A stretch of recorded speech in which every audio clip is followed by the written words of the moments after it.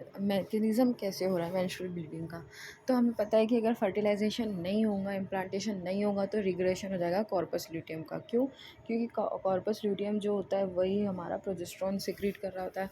अगर corpus luteum नहीं रहेगा तो वो कॉर्पस अल्बिकेंस में चेंज हो जाएगा।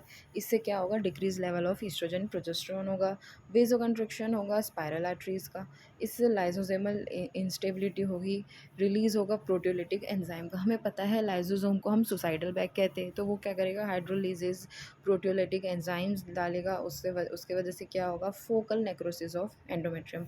एंडोमेट्रियम का नेक्रोसिस होगा, यानी एंडोमेट्रियम के टिश्यूज टूटने लग जाएंगे, उसकी सेल्स जो है वो मरने लग जाएगी, फॉर्मेशन होगा लार्ज नेक्रोटिक एरियाज का, मेंस्ट्रुअल ब्लीडिंग हो जाएगी।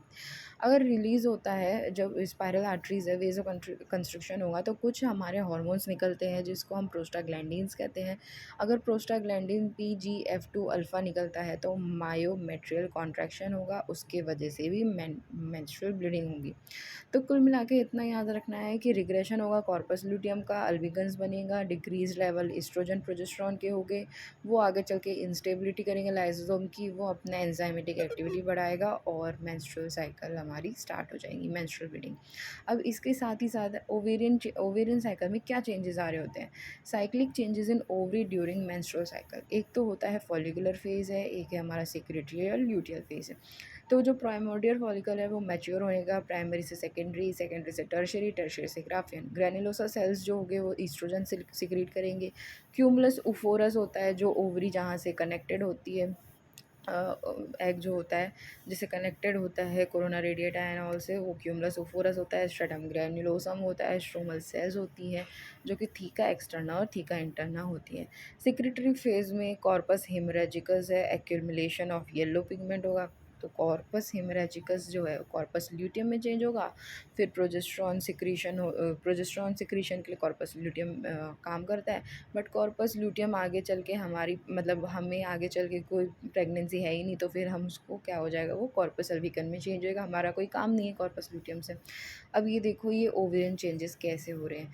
प्राइमोर्डियल फॉलिकल है, प्राइमरी फॉलिकल है, प्राइमोर्डियल फॉलिकल से प्राइमरी फॉलिकल बना, जोना पेलुसिडा है, कोरोना रेडिएटा है, सेकेंडरी फॉलिकल बनी। अब टर्शियरी फॉलिकल में क्या हुआ है कि धीरे धीरे एंट्रम आ रहा है, ये ब्लू कलर का जो है ये छोटा सा एंट्रम है। अब ये ग्राफियन फॉलिकल में बहुत बड़ा क्या कहते हैं फॉलिकुलर एंट्रम बन गया। ओव्यूलेशन अगर होगा तो ओव्यूलेशन तो होगा तो उससे क्या होगा? ओवम निकलेगा। अब अगर ये ओवम फर्टिलाइज हुआ तो क्या होगा कि कॉर्पस लूटियम बनेगा और ये परसिस्ट कर जाएगा। बट अगर ये फर्टिलाइज़ नहीं हुआ तो थोड़े टाइम के लिए कॉर्पस ल्यूटियम बनेगा, और नहीं फर्टिलाइज़ हुआ तो कॉर्पस अल्बिकन बन जाएगा। उसके बाद ये देखो फॉलिकुलर फेज़ कहाँ से चल रही है? प्राइमोर्डियल फॉलिकल से लेके जहाँ तक 14th डे तक है तब तक हमारी कौन सी चल रही है? फॉलिकुलर फेज़ चल रही है। उसके बाद हमारी 14 डे के बाद सेक्रेटरी फेज़ स्टार्ट हो जाएगी। So this was about the menstrual mechanism of menstrual bleeding, changes in the ovarian cycle and कैसे ये सब रेगुलेट हो रहा है। So thank you guys. Bye.